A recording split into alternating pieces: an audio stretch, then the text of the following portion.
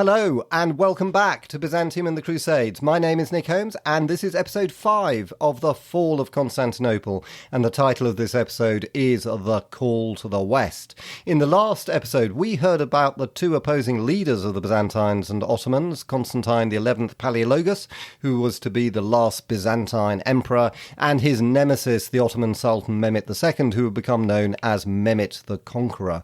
We discussed how both leaders have become legends even to this day. Mehmet II is revered in modern Turkey and the wider Islamic world, not just for his conquests, but also for his piety and patronage of the arts and sciences and his re-establishment of Constantinople as one of the great cities of the world. And Constantine XI is still a legend in Greece, since he's meant to have been rescued by an angel and turned into marble and hidden beneath the golden gate of Constantinople, awaiting a call from God to be restored to life and reconquer both the city and re-establish the Byzantine Empire. But enough of legends. What did Constantine XI actually do? Well, as you'll hear in this episode, Constantine was a very intelligent, brave and pragmatic individual, and he realised that the only way Constantinople could survive was if the West launched another military expedition or crusade to help it. But this was easier said than done, because, as we've heard in other episodes, the crusading zeal of the 11th century, which had resulted in the First Crusade, had long gone, and most people in Western Europe were pretty apathetic about both the recovery of the Holy Land as well as the fate of Constantinople. Of course, you remember that the Ottomans had decisively defeated two large Christian armies, one at Nicopolis in 1396 and then again at Varna in 1444, which meant that the Christian kingdoms in the Balkans, which were obviously the most directly threatened by the Ottomans, had been either destroyed or sufficiently cowed so that an appeal to save Constantinople really depended on the great Western monarchies in France, England, and the Holy Roman Emperor in Germany. Now, one thing that didn't help Constantine was that people underestimated the new Sultan Mehmet, who at first appeared to be a bit of an incompetent and also not particularly warlike, both of which would be fairly quickly disproved, but unfortunately not in time to save Constantine. So Constantine was in a pretty desperate situation, and he had really only one bargaining chip to play with, and that was the union of the Greek Orthodox Church with the Catholic Church in return for Western help.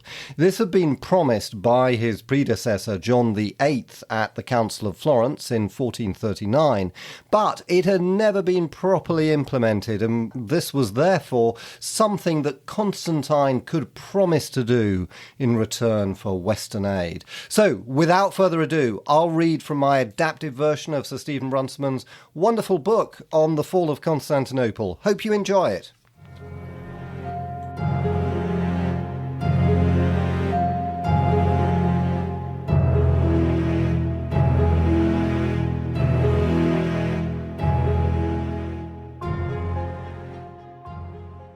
When, in 1451, news of Mehmet II's accession reached Western Europe, there was a sigh of relief that he seemed neither particularly capable nor warlike. Western Christendom was delighted to hear from Venice of the Sultan's amiability.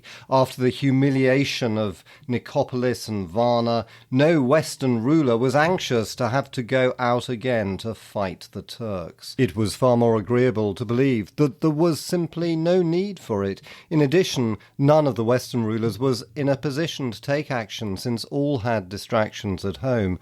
In Central Europe, the Holy Roman Emperor Frederick III of Habsburg was far too busily occupied in arranging for his imperial coronation at Rome, which was to take place in 1452, and for which he had sold the liberties of the German Church 14 years before. He had, moreover, to make good a claim to the thrones of Bohemia and Hungary, and so would never dream of cooperating with the Hungarian general John Hunyadi, regent for his rival, the boy Ladislaus V. King Charles VII of of France had enough to do in trying to rehabilitate his country after the strains of the 100 Years' War, and he had a dangerously powerful vassal in his cousin Philip the Good, Duke of Burgundy, whose lands and whose wealth were far greater than his own.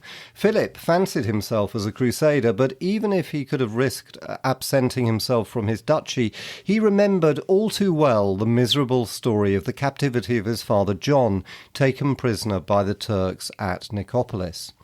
Meanwhile, England, weakened by the disasters of the French wars and ruled by a saintly but half-imbecile King Henry VI, was unlikely to spare soldiers for foreign adventures. No help nor even any interest could be expected from such distant monarchs as the Scandinavian kings, or the King of Scotland, and the kings of Castile and Portugal had infidel enemies to fight nearer home.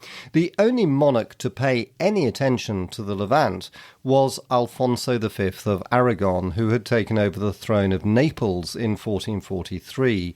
He professed himself eager to lead an expedition to the east, but as his openly expressed ambition was to make himself Emperor of Constantinople, his offers of help were suspect and hardly practical. Even at the papal court, there was a hopeful belief that the new Ottoman Sultan was benign. But there the Greek refugees pressed for action before he should acquire experience in government. Their spokesman was an Italian, Francesco Filelfo of Tolentino, who had married the daughter of the Greek professor John Chrysoloras, and whose mother-in-law lived at Constantinople. He wrote a passionate appeal to King Charles of France, choosing him because France in the past had taken the lead in the Crusades. He urged the king to organise an army swiftly and to rush it to the east. The Turks would be unable to put up any resistance, he maintained, but King Charles made no response. The Pope Nicholas V, who had succeeded Eugenius IV in 1447, was a scholar and a man of peace, whose noblest achievement was the foundation of the Vatican Library. His friendship for Bessarion, whose learning he greatly admired, made him sympathetic with the Byzantine cause, but he did not know to what secular ruler he could turn for support, nor was he eager to send help to a city which still refused to implement the union of the Byzantine and Catholic churches, signed by its Emperor John VIII on its behalf at Florence. The Byzantine Emperor Constantine was well aware of this difficulty. In the summer of 1451, he sent an ambassador to the west, Andronicus Bryennius Leontaris, who went first to Venice to arrange permission for the emperor to recruit archers in Crete for his army. He then went on to Rome with a friendly message from Constantine to the Pope, and with a letter addressed to the Pope written by a committee of the anti-Unionists at Constantinople. They called themselves a synaxis, as the word synod could not be legally employed by a body acting without the patriarch. The Byzantine emperor had put pressure on them to send this appeal, apparently on the advice of Lucas Notaras. The synaxis proposed the holding of a new council, this time at Constantinople, which should be properly ecumenical, with the Eastern patriarchates fully represented and the Roman delegation reduced in numbers. It was signed by many anti-unionists, though their leader, George Gennadius, refused to subscribe, believing that no good would come of it. He was right. The Pope was not prepared to set aside the Council of Florence, nor to condone the dissidents' complaints. It was particularly unfortunate that at this moment, probably while Bryennius was still in Rome, that the Patriarch Gregory Mamas arrived from Constantinople in voluntary exile. His complaints did not incline Nicholas to be conciliatory. No answer was sent back to the synaxis, but the Byzantine emperor was informed that while the delicacies of his position were realised at Rome, he clearly exaggerated the difficulty of enforcing the union. Firm action was needed. The Patriarch must be recalled and reinstated. Greeks who refused to understand the decree of union should be sent to Rome for re-education. The Pope's crucial sentence read, "If you, with your nobles and the people of Constantinople, accept the decree of union, you will find us and our venerable brothers, the cardinals of the Holy Roman Church, ever eager eager to support your honour and your empire. But if you and your people refuse to accept the decree, you will force us to take such measures as are necessary for your salvation and our honour. Such an ultimatum was not likely to ease the Byzantine emperor's task. Instead, it strengthened Gennadius's hand over the opposition. A few months later, an envoy reached Constantinople from the Hussite Church of Prague, a man called Constantine Platris and surnamed the Englishman, perhaps because he was the son of a Lollard refugee from England. He made a public declaration of faith amid popular enthusiasm, and he was sent back to Prague with a letter strongly attacking papal pretensions signed by the leading members of the Synaxis, including Gennadius.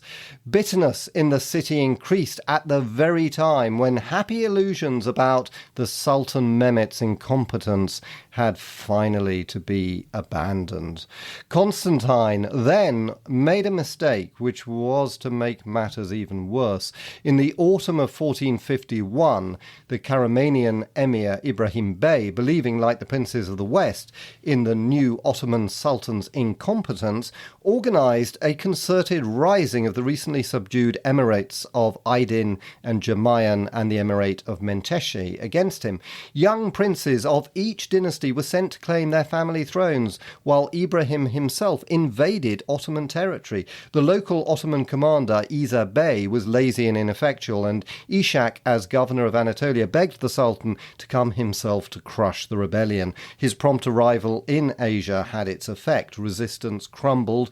Ibrahim Bey soon sent to ask for forgiveness, while Ishak led a regiment to take over the Menteche territory. But while the Ottoman Sultan was on his way back to Europe, he was faced with unrest in his Janissary regiments, who demanded higher pay. Mehmet yielded some of their demands, but he degraded their commander, and he attached to the regiments large numbers of kennelmen and falconers from the chief huntsman's department, on whose loyalty he could rely.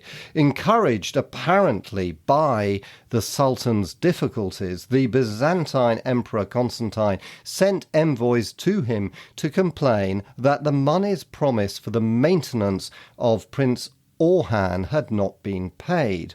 Orhan was originally an Ottoman hostage held at Constantinople, but he was now a pretender to the Ottoman throne.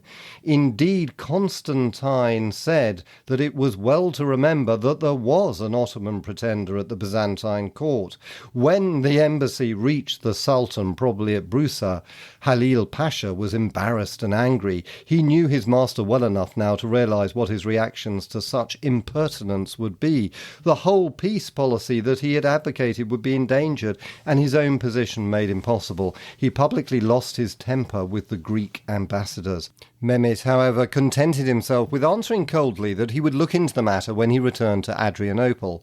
He cannot have regretted the insolent and fruitless demand. It would help to justify him in breaking his oath not to invade Byzantine territory. He intended to return to Europe by the usual route taken by the Turks across the Dardanelles, but he heard that an Italian squadron was cruising up and down the strait, so he moved to the Bosphorus and shipped himself and his army across from Bayezid's castle at Anadolu Hisar. The land on the European shore was officially still Byzantine, but Mehmet disdained to ask the Byzantine emperor's permission to disembark there. Instead, his keen eye saw how useful it would be to build a fortress at that spot. Once back at Adrianople, Mehmet ordered the expulsion of the Greeks from the towns of the Lower Struma and the confiscation of all the revenues. Then, in the winter of 1451, he sent orders all over his dominions to collect 1,000 skilled masons and a proportionate number of unskilled workmen who were to assemble early next spring at the site that he had chosen, at the narrowest part of the Bosphorus, just beyond the village then called Asamartan and now called Bebek, where a ridge juts out into the Strait of the Bosphorus. The winter was hardly over before his surveyors were examining the ground, and labourers began to demolish the churches and monasteries nearby, collecting from them such pieces of masonry as could be used again. His orders caused consternation at Constantinople. It was clear that this was the first move towards the siege of the city. The Byzantine emperor hastened to send an embassy to the Sultan to point out that he was breaking a solemn treaty and to remind him that Sultan Bayezid had asked the emperor Emperor Manuel's permission before building his castle at Anadolu Hisar. The ambassadors were dismissed without an audience. On Saturday, the 15th of April, work started on the construction of this new fortress. Constantine countered by imprisoning all the Turks that were then in Constantinople, but then realised that the gesture was futile and released them. Instead, he sent envoys laden with gifts to ask that at least the Greek villages on the Bosphorus should not be harmed. The Sultan paid no attention. In June, Constantine made his last effort to obtain from Mehmet an assurance that the building of the castle did not mean that an attack on Constantinople was to follow. His ambassadors were thrown into prison and then decapitated. It was virtually a declaration of war. The castle, known then to the Turks as Bogaz Kezen, the cutter of the strait, or alternatively the cutter of the throat, and now called Rumeli Hisar, was completed on Thursday the 31st of August 1452. Mehmet had spent the previous days in its neighbourhood, then marched with his army right up to the walls of Constantinople. He remained there for 3 days, carefully examining the fortifications. There could be no doubt now of his intentions. Meanwhile, he issued a proclamation that every ship passing up or down the Bosphorus must pause off the castle to be inspected. Any that disobeyed would be sunk. To make good his order, he had 3 great cannons, the largest that had yet been seen, placed on one of the towers nearest to the water. It was not an idle threat. Early in November, 2 Venetian ships sailing from the Black Sea refused to stop. The guns were turned on them, but they escaped without damage. A fortnight later, a third tried to follow their example, but she was sunk by a cannonball, and the captain Antonio Rizzo and the crew taken prisoner and brought to Didymotticum, where the Sultan was in residence. He ordered the immediate beheading of the crew, and Rizzo, the captain, was sentenced to be impaled and his body to be exposed by the roadside. The fate of the Venetian sailors ended any illusions that the West still held about the character and ambition of the new Sultan Mehmet.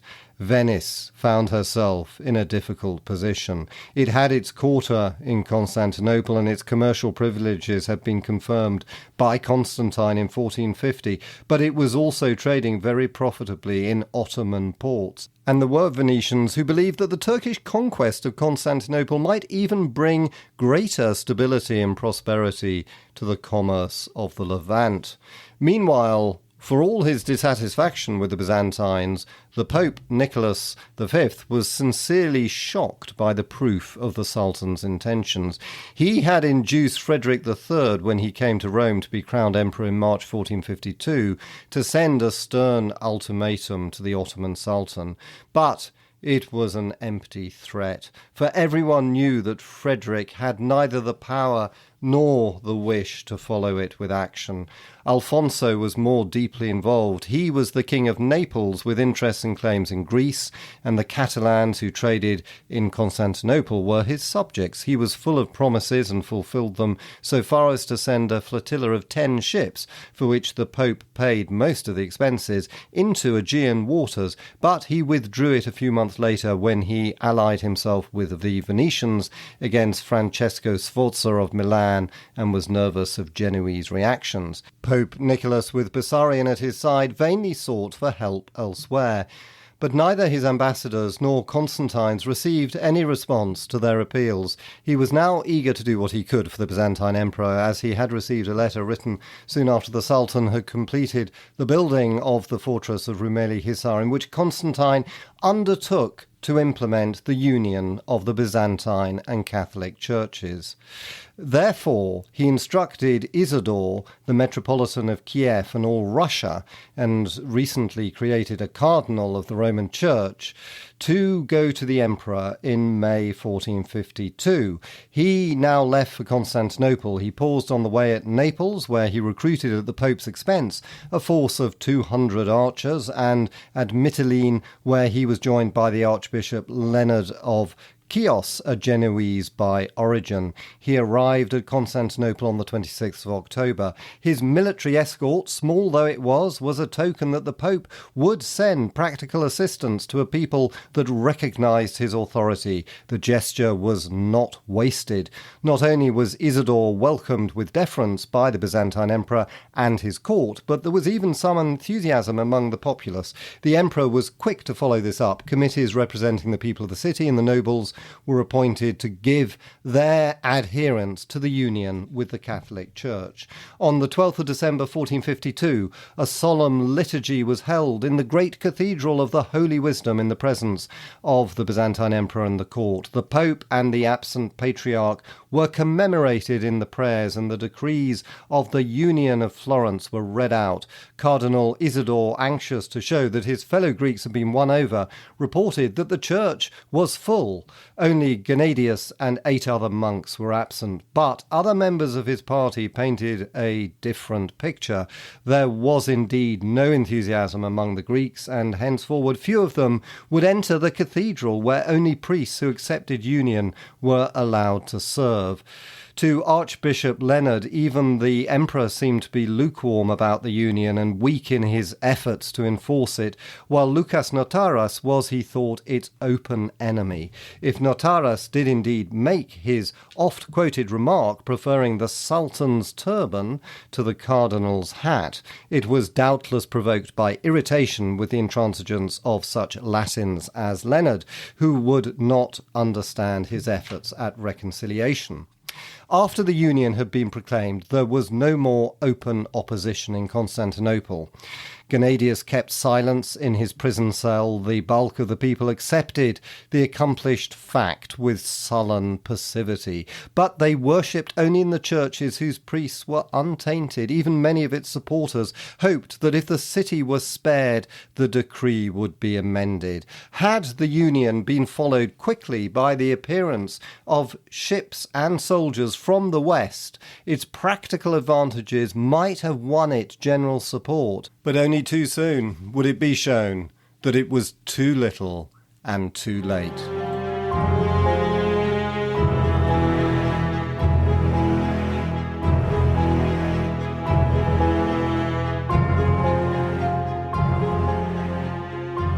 And that ends this episode. Hope you enjoyed it. And if you did, as usual, I'd be delighted if you wanted to subscribe, to recommend it to a friend, or leave a review. Thank you so much. And in the next episode, we'll hear about the Ottomans as they close in on Constantinople. See you then.